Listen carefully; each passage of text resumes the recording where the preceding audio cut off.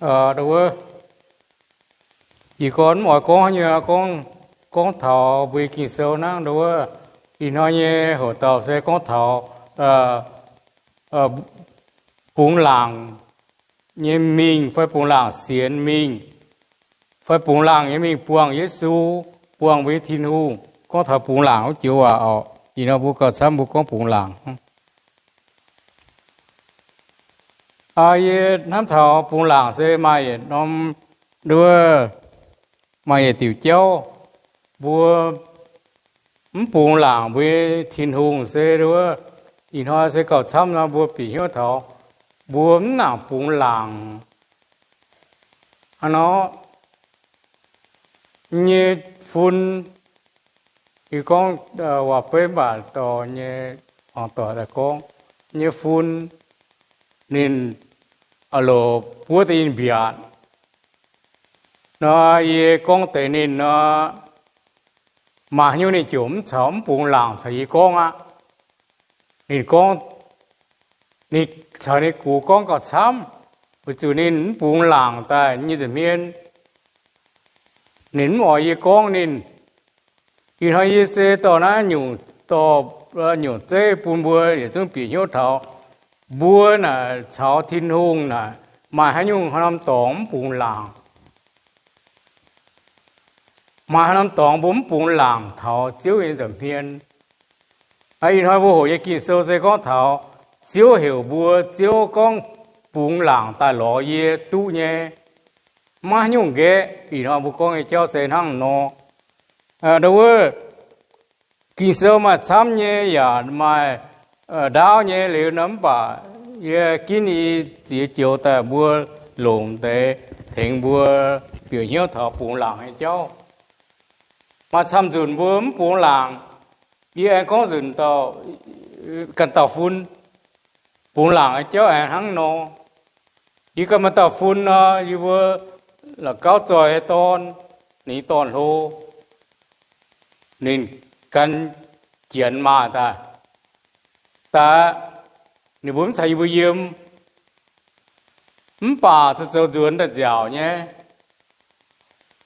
mà hắn nhung mà dùn mà yên hám thập bún làng cho yếm ta phun nên đồ này bún làng có gì cho nên ông nên sẽ có nên mình giàu mình nó lúc sẽ có việc kiến ta phá số nó tôi dùng phụ in ta phun mà chừng một lễ phá chế như sau tàu mình sửa trên in hắm mới bè mới là ye những sự sao yêu chọn biểu miền mới ở ta sửa như trong tàu nhé cả ye chẳng có ô nào nên hiểu tôi ye rồi ni ông nên bún làng ye nhé nên sẽ cảm thấy tuổi nhé cho tao cả ye chẳng có chỉ có nên bún làng ye nó nên là ye cho ni ông nó nên bảo cầm diễm tuổi này làm như xấu ý chẳng thà này ye to miền múa bữa ye chúng ta bún làng thì nuôi cháu sẽ to ý nom ý dùn và bé sẽ như phun đối với bún làng sắm bún làng anh cháu bún làng mình buông ông phấn bún làng mình buông ông vì con mình ở ấy nói bữa hồ bún làng ấy cháu bún làng mình bún làng xiên bún làng mình lo Giêsu lo thiên hùng bữa tham dùn bún làng bữa có ye lại nai lại bữa mai nai mai bữa ye hay mình mua bún làng mình thiên hùng bữa liệu có mấy bún làng thô nó bữa ta có cho mấy bún làng thô nó giảm tu ý con thằng miền một bị nhau lồng thế ạ bữa thô thiên hùng là bún làng ấy thô hăng y mùa con y mùa như hòa y hoang con đom xin diếu hoàng như hòa bún làng nhé con bữa sau thiên hùng tao cáo là bữa giờ bún làng nhé bún làng là nó bữa má hay nhung à bữa má hay nhung thì thiên hùng ấy cháu bữa giờ bún làng nhé con bún làng ấy bữa nín con bún làng sẽ vừa chủ ya cầu sơ con thì vôm suy chào vôm cam hay chọn khuất suốt也是椒面也是这个椒啊nhủ y nhủ nó hay chọn suốt à đom椒面này hi có椒à ha nó hay tú椒nó hay ăn hết nhá bốn bốn làng sẽ tông nào á thôi mình mua bồi thôi tôi con chỉ nói ồ thôi mình buồn ham thảo bốn làng mới mà nhúng bốn làng mới là bùa thiên hu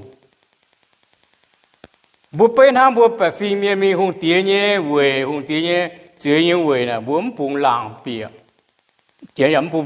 bốn bìa là bà bữa sẽ con thảo bốn hùng tía nhé liền bùa như thiên hùng đúng không giờ nhé liền bùa tu dền chiến châu lên nó bùa bốn làng cam tôi mình bùa hùng tía con giờ chiếm chủ mình em bảo con bùa cam con bùa như bốn làng cháu bùa yếm bốn làng thiên hùng con thắm bốn làng cháu à nhưng mà nó bị hiếu bốn làng mà nhiều là bốn làng hay yếm cún mà cần hắn cún mà cần sẽ đâu mà cần đâu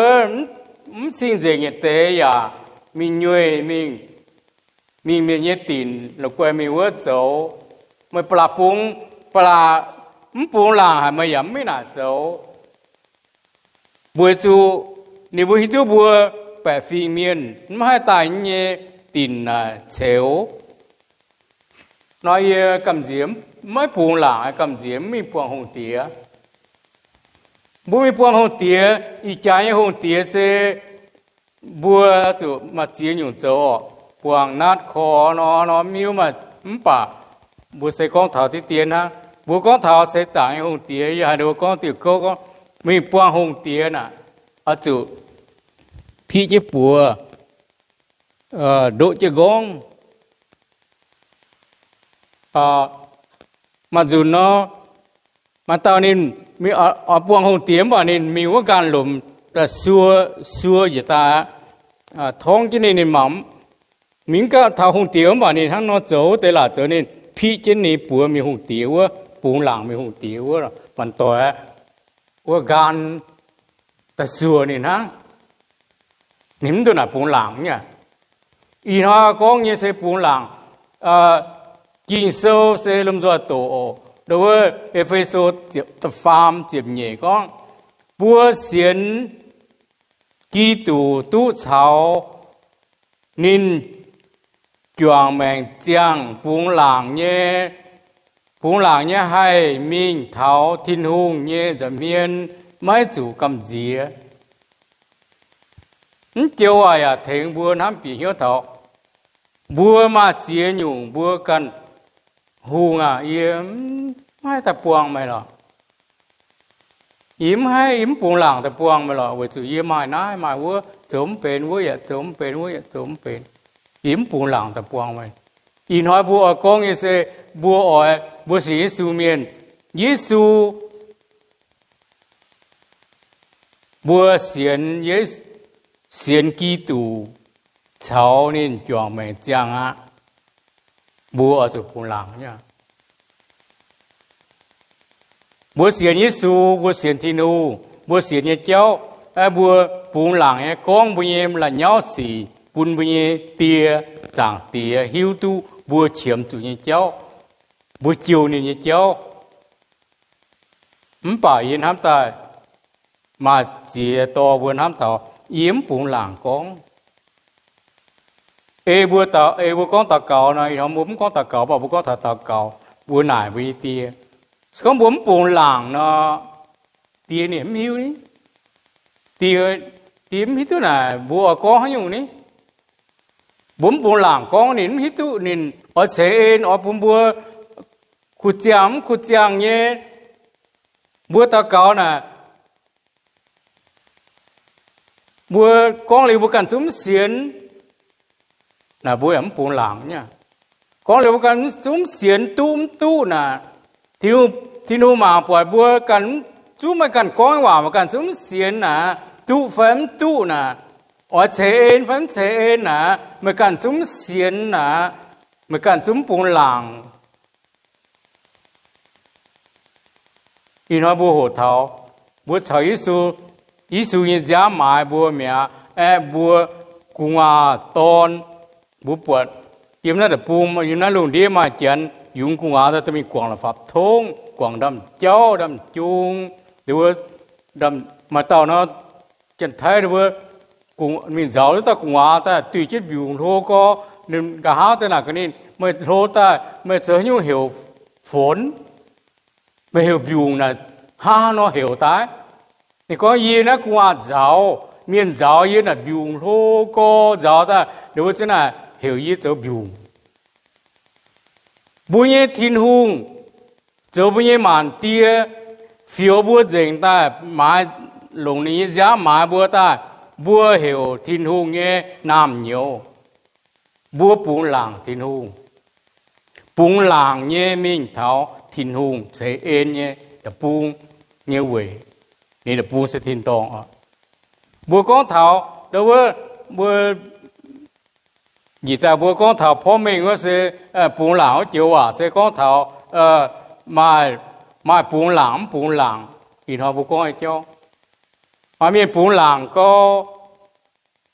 bún làng hay anh đi một số này phiếu gì này can điểm cam gì á hùng tí tôi này bèn ta bèn chẳng họ không want hòa em bùa ya hiểu miệng em bùa thiên gì nhé bùa bún làng nhé mình thảo giảng tiếng gì miền thiên hùng ya hiểu nhé thì nó bùa hộp bún làng cho bún làng xóm bún làng là hăng nó nhá, ai bùa ít chẳng bùa hồ nam bùa bùa xuống chẳng thọ bùa bún làng phải, mày ý cần có ý cần nhà chế, chẳng cho à mày bún làng phải, mày mà hắn nhiều anh ghé trên con mày chào thiên nu nhem quàng tối, mày chào chở chết chuối mà sớm đào ấm đổ mà can nó nói là bà bún phở đi mình có thảo quảng chuối mong có chút muang yêu gì á sợ mà chuối ta nhẹ tấm quảng yêu sợ mà chuối ta sợ cam ta quảng yêu bằng ý số như dám giao lưu bằng ý số như tôm chả dìa trên bùa bún làm như bình thường như thiên hùng như chế ên như quỷ chế ên như tông ye có bộ miền mùa mà ye có thì cần miền mùa sẽ chỉ tao là bà bùi à có thọ tôi thì nụ ham buồn phải ở yên ham có bùi chả nói cần tao miêu ye cần nó hát chấm hộp chỉ có mà hát nhung buồn lặng á bùi thì nụ bà ma nhé lọ miền mùa buồn ma nhé miền nhà buồn ma thì nuôi nhà buồn ma nhé bà xây căn lại có gì nó cho buồn làm mình thảo thì nuôi được miền á vừa rồi ít xíu mình ấy ít lúc ít xíu dám ra gì mình ấy sợ mà ham tóm buồn lắng hàng nọ bố bố chẳng thảo ta giết khang sẽ buồn lắng như mình thảo chiếu như vậy Hebrew số ta phải trang cho lụa yếm. Bố lộn hỏi ý con nó đã, tại ý con ta phạm khang là, hoặc ta nhẹ khang, lộn hỏi sẽ nó có giờ này ở điện nữa, bố miền nữa. Ta chuối như miền, ta chuối mảng như miền, muang như miền. Là qua miền nó biếm thảo chỉ gì có trống. Hebrew số có ta chịu trang yếm đó chịu chưa tổ mình nó buồn. Cái bà thần à có này đã. Bà phi miền là qua miền cùng ám tổ chức hòa xe nghe như miền phải đâu miền hòa miền phải thô nhận như miền phải biếm thảo trình diễn của chúng biếm tu ít chẳng bố biệt tuy nhiên ít chẳng bố yết chú hát tao yết biệt nó ta yếm Giêsu khôi thùng sang cháu vun hồi yếm nó tai mồ miền bị tai cái này vài thô nhận thô làng họ như vậy bị tai tú gì Giêsu thỉnh bùa khôi thùng sang cháu liệu bùn bùa mà lấy bị tai chửi cái này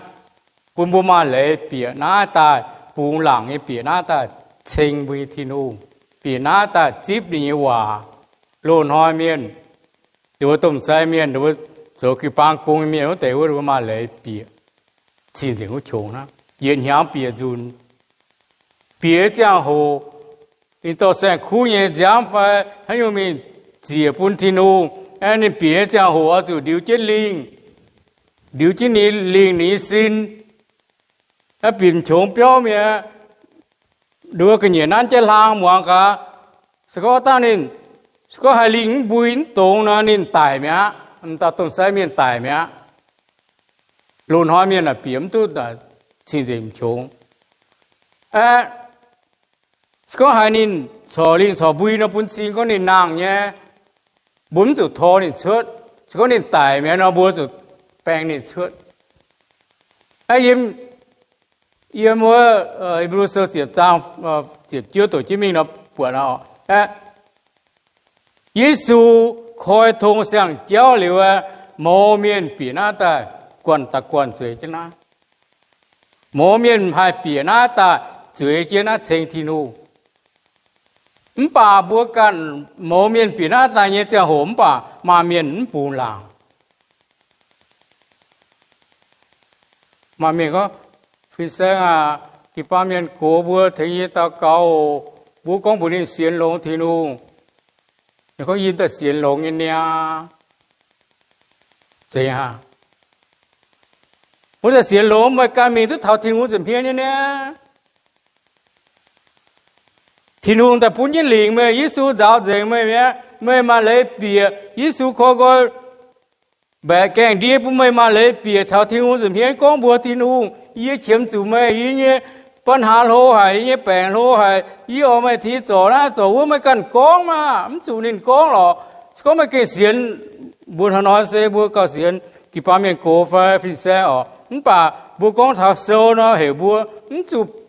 จู่หรอมากันปูนหลังยังมีเท้าที่มุสลิมเดี๋ยวตะเกาสิ่งนี้หรอมันป่าไม่กันหยากองตัวเนี้ยไม่กันหยาตะเกาตัวเนี้ยเนี่ย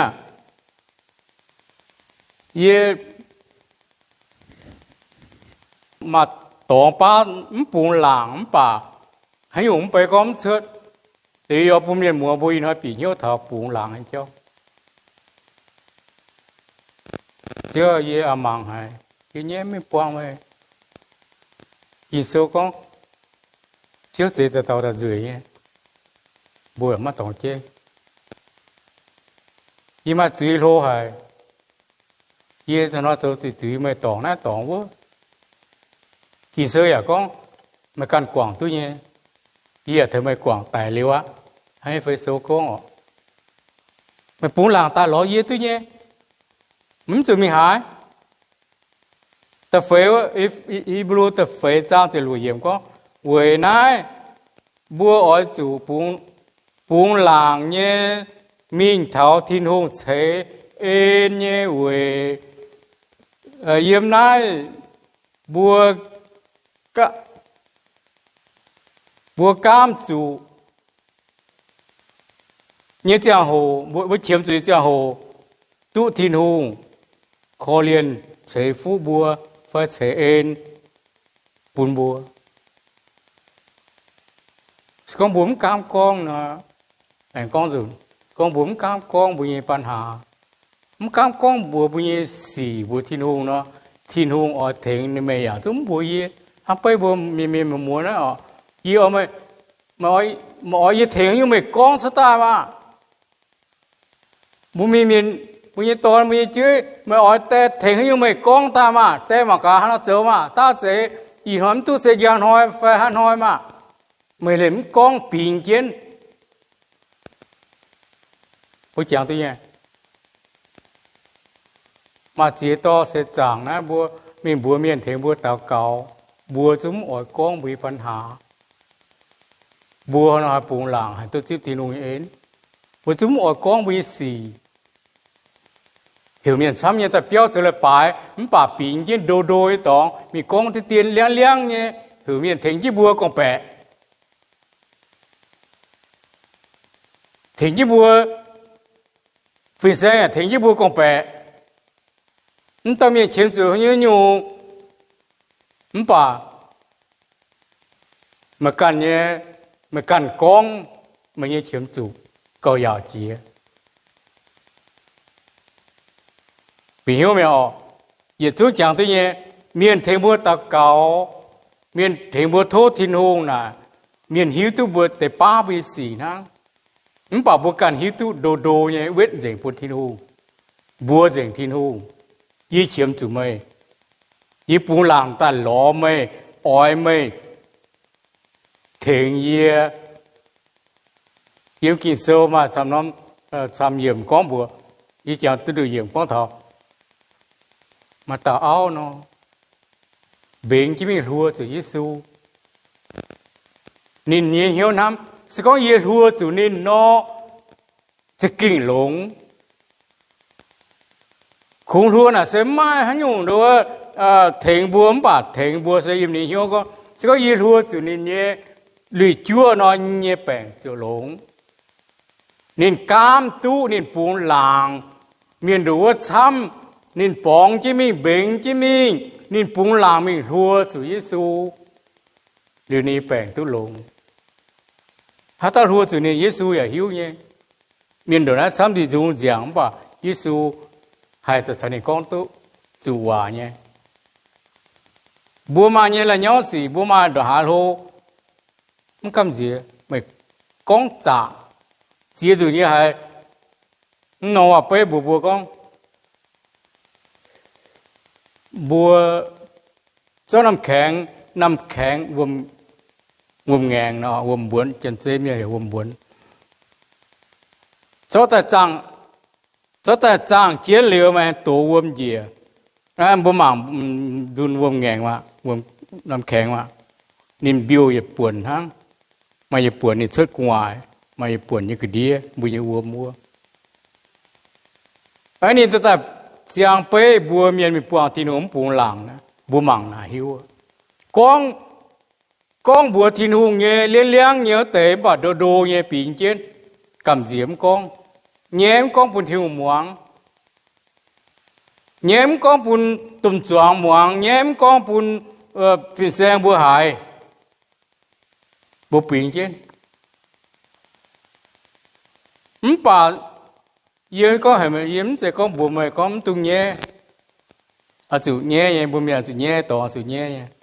bà mày bùa thiên hùng nè chủ nhé bùa ba miền nó bùa kiểu ba chiếu vì sao bùa nó bùa hả mọi con bà mày con trả mày liệp nhiều ta ý nói gì hiểu miền sắm ta cho là bài nhé bèn lông giang ý hùa thì lùi chia nó lùi chưa ý sư lùi chưa nó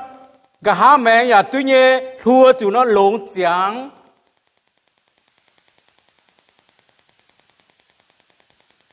bố buồn làng hỏi nó tại nhiều quá con thảo cho như con đâu bữa tổ chăm nó cọp bị nhiều nào làm bao nhiêu cho tế nó năng như tại buổi chủ bữa số ăn gì bố mạng cả Hebrew sơ ta tiếp trang phá chấm con hàng này ngồi ở buông làng như xiên mất tung quang mới bữa chiều tu tiếp tôm chi nhẹ á miêu ở tu tiếp tôm chi nhẹ là ở buông làng như xiên thiên hùng nè ý ta cao lưu hiểu hiện sáng ta từ lên bán bà nên hải pe bukan chúng tiền bukan chúng chuyện hòa như cái bốn nè bốn non thiện phém thiện chiếu hại phải ní con tôi phải hại chiếu hại blo ở con lô như nào nhé mà tới kịp ban khi ta cao nào ồ nếu bây giờ chiếu hại em pe yêu họ bùa bốn non kiểu bang kia bị hiểu lộn nhé bùa có phải à xíu hại lò không tụi nào cả khát nhé phải khi ngủ đâu mình bún xíu mảng liệu sẽ lộn với cái bốn non kiểu bang này kia ý thiên hùng con nó buồm tụi nào ya ta cao rồi bùaจะฝันก้องเจียนบุญปัญหาก้องเจียนบุญน้ำแข็งจางเย็นแก้วจางเย็นจ้องนะบัวเบลเจ๋งชะใต้บัวที่นู่นก็ยี่เฉียมจุ่มไม่ยี่เฉียมจุ่หิวกินเซลอีจากนั้นบัวเก่งแรงจริงก็ที่นู่นเพื่อฝูก็จะปวดด้วยทุกจุดยี่con cái tế bùa bữa giờ mà chán tỏ hay tổ kinh sâu phải phủ co đi mà hộ bùa lún bán đã hiểu nhé gà ha căn nhám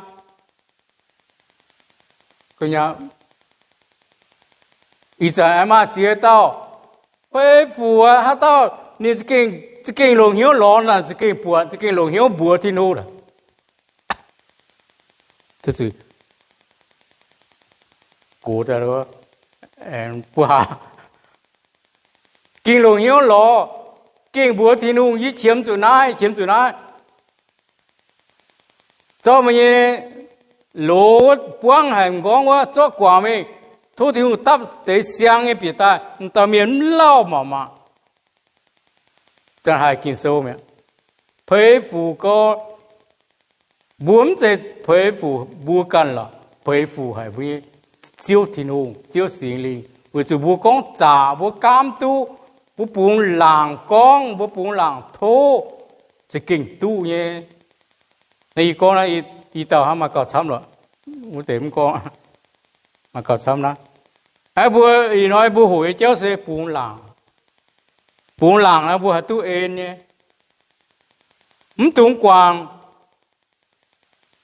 bùa xiên nhé cháu buồn làng xiên mai à bùa ya xiên bùa cho nên bùm hiểu xiên phim ý cháu rồi cháu tụi cháu phim xem con có một bùa cho nên bùm hiểu xiên phim lắm chứ xiên phim là sẽ mắng bùa ý bùa sơ chỉ biết rồi nè con xiên phim sẽ yêu mắng bùa rất dễ tai ai bùa也chung bùa ta cao bùa thô thiên hùng này mắng bùa thiên hùng bùa mắng bùa bùa là nhỏ gì bùa mắng bùa hỏi có bùa là nhỏ có bà bùa mắng bùa bà bùa thiên hùng bùa như thiên hùng hết tuy nhiên yêu một bùa hiếu thiên hùng á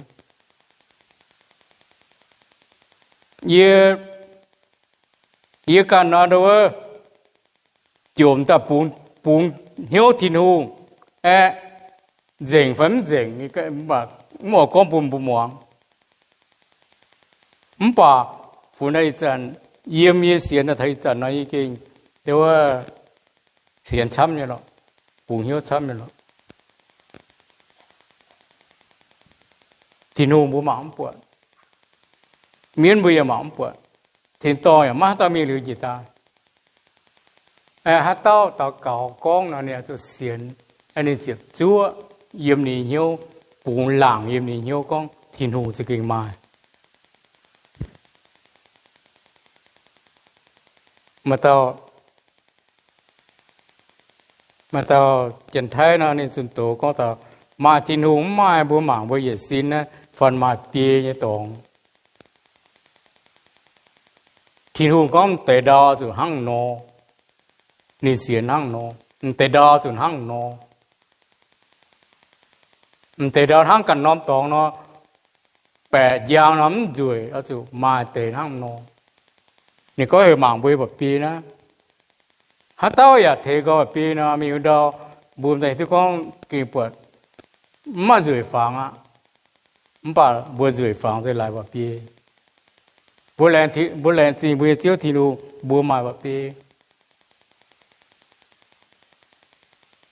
บัวมาเจียอยู่ตัวบัวทำจ่ายบ่าที่รู้เจียแต่ยังบัวซิน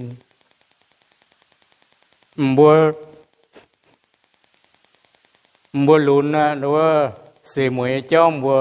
mua luôn xóm cái nào sẽ được xuân về hay mua cổ na như mua ít trận sẽ xuân mới hay dùng bệnh nhân ít trận gì đó giảm hàng ta mình sẽ toàn mình chụp miêu đi chụp miêu lan nữa như chụp phao chụp đòn nữa đi chụp miêu lan mà chứ trận ít trận mà chứ ya bệnh nhân khó co nhận thế khá cú khá sốp nhé bà về lại giảm hàng ta ở chỗ nhận có gì giảm hàng yếm lún nhận lại gì nhận Costco nhé đồ hôm mai ha bà yếm phụ trợ yếm chỗ nhận lại cái xe ya mà mới mà yếm bên nhận à bữa nhận nhớ nhận về yếm bữa nhé thiên hùng đủ ná lông bữa tổ ta farm liu cá chế mi xếp tê ô ta farm ô ta Johann ta yết Johann ta farm chụp chúa tháng này bữa chiều hí tu bữa quê chiên lệ bà bữa hai bún làng nhẹ yếm thiên hùng nhẹ giảm hiền sự con bữa tu bữa chiên hiếu tu thiên hùng chiên hiếu tu thiên hùng cho chiên lệ nó bữa mà nhung ghẹ bữa bún làng nhé bữa mình thọ thiên hùng nhé giảm hiền để sơ thành được bữa phải hiếu tu bữa quê chiên lệ bữa nay Giêsu miềnนั้นnó là bà bữa mình chết nè mùa miền conแต่bữa hiếu tu hắn nhung chiên hắn nhung cha hắn nhung sao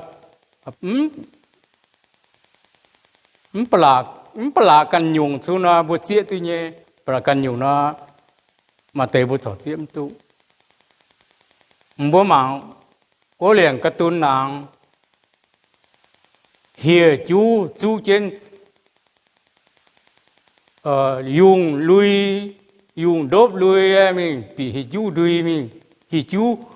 dùng là mấy bẹ dù này có lại với yếm lộn như có mình tỏi đi ta xiên bua ở ngạt bua ở nhàn bua nó sẽ bua chàng thảo con bua hết chút chiên lệ tổng hải bua hết chút chiên lệ bùng gọi bua mía thiên hùng nhé lệ bua yếm thiên hùng Epheso trong bua tổ nó Epheso có thảo bua thiên hùng chúng liều giang về bua tài về bua mía bua hết chút chiên lệ mía bua má nhung ghét chủ bua ở chủ bún làng ở sự thăm nên ở sự lồng chiên lệ mình thảo thiên hùng giảm hiền bùa hít chút là chiên lệ anh tổ ở chế có một tổ diệt chúa mình Hebrew diệt chúa mình thảo nghi diệt nhẹ nó bật dễ rồi Giêsu thành bùa mẹ thùng má nhung ghé má nhung tăng chủ bùa y nó bùa ta lo Giêsu y tổ y anh ấy chỉ chưa ham bà ta y mà cả chỉ chưa bùa mà cao ta không khang cho có yếu à hàng này bùa về Giêsu như giám hay bún làng như bìa cao xin dình chịu chúng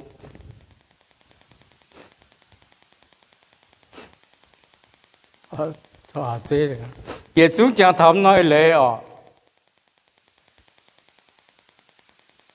chỗ tầm khang quá, Giêsu về Giêsu như giám, quản hộ tao, về Giêsu như giám, hay bịa, hay mình phải giang làng như tông, giang làng với chúng, phải giang làng thế như tông, giang bộ tổ, chỉ trang chỉ chúa mẹ, ăn cái ăn gì nó真的这个老苦没，最近呢，连Giêsu thì một khoa thông châu á, giải yếm lại, em bữa lồng na sẽ hôm tới sẽ bị hiếu con thảo, bữa ăn tổ dùn, ấy tầm khang ổ, Hebrew sơ tiệt trang tiệt chúa này con coi cho có yếu à, hắn lại về Giêsu như giám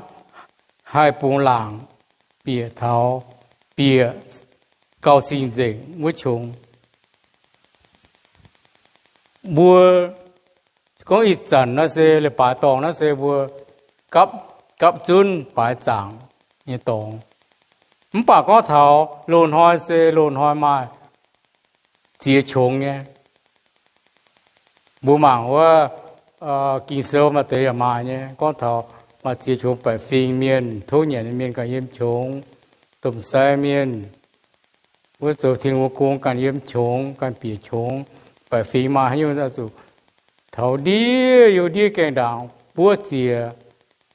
เดี๋ยวปียันตายแล้วกวยเมียนเปียมเท่านั้นเจียเยซูตายเทงบุปีนึกเท่านั้นเจียเจอละปาตองเจออย่างนอมฮะหมอเมียนปีน่าตัดสวยจีน่ามันคุณให้ยุ่งมันเถอะก็ให้ยุ่งปุจเจ้าว่าปุจเจ้าบาโทเนี่ยให้ยุ่งปีเจงตายบุญแดนสิงบุญทิโนจุนป้าสกังหล่นหอยนะบัวซุ้งเสียมันผุยเปียมชงมันผุยเปียว่าตุ่มใส่เมียว่าอย่างเปียจุนต่อไปสิ่งเงี้ยจุยไฟให้ยูฟีจุยไฟเลยโดดเจ็ดหางเคนว่าบัวแรงจริงไอ้น้อยที่เราสาบัวสิ่งเจงตายเจ้าบัวจุยตายเจงตายบุ๋มผุยมปะทิ้งหงปุญญสุญญามตายเลี้ยวจะดังจ้าตายถ้าเสียงเขาเยซูนั่นแต่จิมเกี่ยเจ้าไม่จูเกี่ยยุ่งบุคคลตัวจอยนั่นแต่ไม่จูเกี่ยยุ่งนั่นแต่เก่าไหมยุ่งจูเกี่ยไปเสียสูเมียนออกไปปวดไฟไปปวดไฟจะเก่งยอมก็ละคู่มีรถเสด่างไฟบุรุษน้อยน่ะมันน้องเลยไปแต่เนี่ยบุ้มสุดเสละไปรถเสด่างเสละไปมาปวดเมียน้ออีอย่างสุดเตะเลยอีละคู่เนี่ยก็แต่ก็ไอ้ตอง